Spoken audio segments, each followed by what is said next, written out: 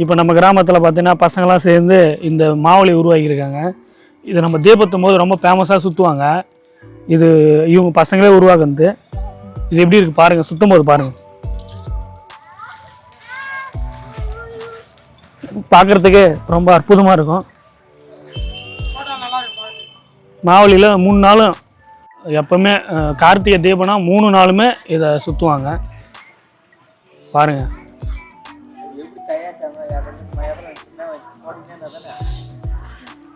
தயாரிக்கலாம் ஒன்றும் இல்லை, ஆண் மரத்துலேருந்து பூவை எடுத்து செய்ய வேண்டியது தான். இது பார்க்குறதுக்கு சூப்பராக இருக்கும்.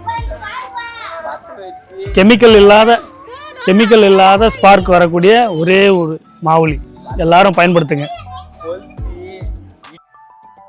ஊரில் நீங்களும் சுற்றினா கமெண்ட் பண்ணுங்கள். யார் யார் சுற்றுறீங்கன்னு சொல்லிட்டு கமெண்டில் சொல்லுங்கள். உங்களுக்கு பிடிச்சிருந்தா லைக் பண்ணுங்கள். முடிஞ்சிட்டு